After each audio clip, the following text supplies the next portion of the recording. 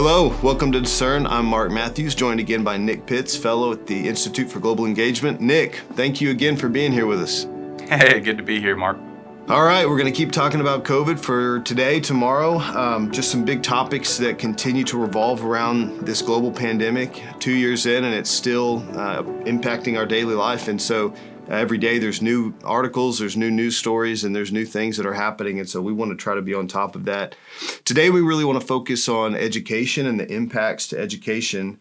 From the Washington Post recently, as it relates to college enrollment, we hear a lot about elementary school and school closings and things, but talking today about kind of the broader picture in college enrollment, that student enrollment at colleges fell again this fall. A new report has found, prompting some to worry whether the declines experienced during the pandemic could become an enduring trend. So again, this from the Washington Post article.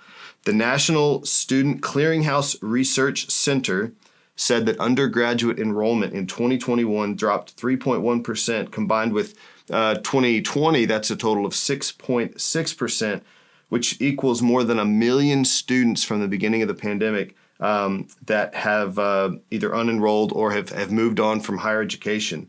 And so either, campuses are making significant efforts to create a safe environment, et cetera, but the decline continues. And so, Nick, as you hear this and as you think about the impacts to education overall, or the impacts to our kids and education, what do you think is going to happen here in the coming years? Yeah, there's a couple of different ways that we can think about this, and we probably need to think about it also as well from a standpoint of where our students, we're drawing from a particular pool of students. That's what colleges are doing. And so the first thing that we need to think about when we see enrollment that's declining is the reality that Americans are just having fewer kids today. The reality is our birth rate is at record lows right now that we haven't seen since the 1970s. And so there's fewer kids that are in the pool that are willing and going to college right now. So that's the first point we need to consider. The second point is, as has always been the case, whenever the job market is white hot, individuals are less prone to want to go to college. Right now, there's bonuses that are being thrown out there. Wages are at high points right now. And you can't drive down the street without seeing a help wanted sign in a door. And so the allure of paying for school or getting paid to go to work, really having your choice of where you want to go to work is causing this decrease in college enrollment as well. The third piece we need to think about is just international students as well. With the pandemic, there's caused our borders to be raised up a little bit higher, and we're less prone and likely to allow international students in. We've already seen this a little bit with China and India, and it's just continued to ripple out across the world as this pandemic continues to have its way here across the globe. And so we've seen those numbers continue to drop by double-digit percentage points, and the pandemic, I would imagine, will continue in that vein as well. And then I guess the last point I would say is that colleges are just trying to figure out how they can better serve students right now.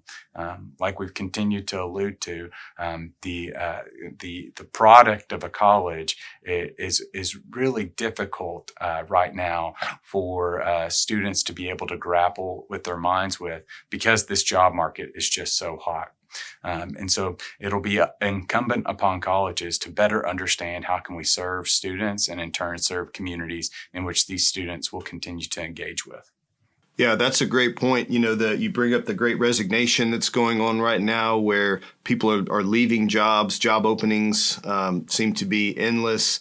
And then further complicating that, you have recently in the news, there was, there talks a lot about in the news, there's a lot of talk about student loan debt and these bills that are piling up. And so you have, people leaving jobs, job openings, not going to college, debt that's accruing for students, and all of this in the middle of a pandemic. And I think that's probably one reason that we're seeing, degradation in the service industry, or slowdowns in supply chain. It's the workforce has been completely turned upside down because of COVID-19, and I think everyone's trying to figure out what they're going to do about it.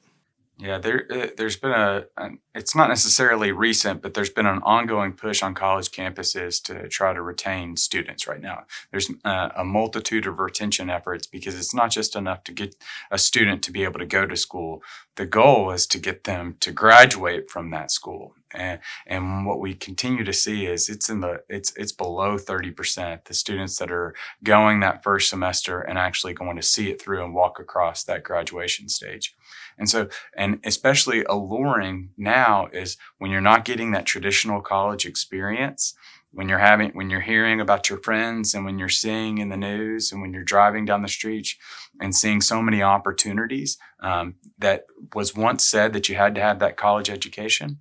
It's just really hard for college students to try to make that decision of, do I stay in school, stick with it, or do I get myself into the job market right now and really have an opportunity to make a pretty good living right now with the way that the situation befalls it. Do you think that trend can start to seep down into secondary schools, junior highs? I mean, how far do you think this can go to where kids early on? I know growing up, going to college was kind of the end all be all. And previous generations that wasn't achievable. Seem like moving forward, maybe that's not a goal that many are going to have, or nearly as many would have. Yeah, Mark, you bring up a really great point. There's many college students. Growing up 20 years ago, it was the vast majority. I mean, it was plus 50% of college students, or plus 50% of high school students. College wasn't in the cards for them. And then you started to see states like Tennessee, you started to see states like West Virginia begin to make great efforts to try to get the drive to 55 in Tennessee, for example, or trying to get a college-educated workforce. When today we're starting to see record numbers of students that are at least attending college, I think what we'll continue to see over and over again is colleges trying to figure out what is the value that I can add, not only to a student's life, but also to the community in which I'm a part of. And one of the things I'm so encouraged by is what's happening in a lot of high schools right now across the country, is recognizing the reality of college isn't for everybody. At the end of the day, the goal is to be an engaged citizen in your local community, to be rooted there, contributing to the economy and also to the local community. And there's so many apprenticeship programs that are happening in high school right now, where it provides students the opportunity to learn that skill and to better develop themselves as a person in order that they might be able to contribute and give back to the place that they call home. That's the goal. And for some of those, for the majority of students, that's going to look like a college education. But there's going to be another contingent as well that college isn't going to be for them. And you know what? That's okay. That's a great reminder. It's a conversation I have with friends a lot as we talk about our kids and what interests them. And I think a good takeaway, perhaps especially for parents, as we're thinking about this related to our kids and COVID and what all is happening all the way down into the elementary schools, is thinking about each kid individually. What's the best way to grow and shepherd them? What's the best way to put them in a sphere of influence that is informed by fellow Christians and others that are able to shape them, but also not to dictate a path that says the only opportunity for success is a college education, but really try to work within each kid's strengths, within each kid's God-given personality and God-given skills, and help them find whatever that path may be, whether it's college, whether it's a craft, or whatever that might be. Yeah, I think this pandemic has continued to remind us painfully and also personally that we just don't know what the future holds. And so for many, the goal is not necessarily to prepare the path for the child, especially when you realize that you don't know where the path is going to take you when it comes to a global pandemic. The goal isn't to prepare the path for the child, but rather to prepare the child for the path. And how do you prepare that child for the path? For some, that's going to look like a college education. For others, it's going to look like an apprentice program. But for all of us, it's that keen recognition that we're given this one particular life, and God has been gracious enough to give us particular skills and passions inside of us. And what we want to do, as Frederick Buechner said, is to find the world's need and our passion. And at the merging of those two, it is God's glory and our vocation. Oh, I love that quote. I hadn't heard that. I really like that. Thanks for sharing, Nick. All right, well, we have one more episode here on Discern where we're going to unpack some COVID talk. So I appreciate you guys sticking with us, and we'll join you guys next time on Discern.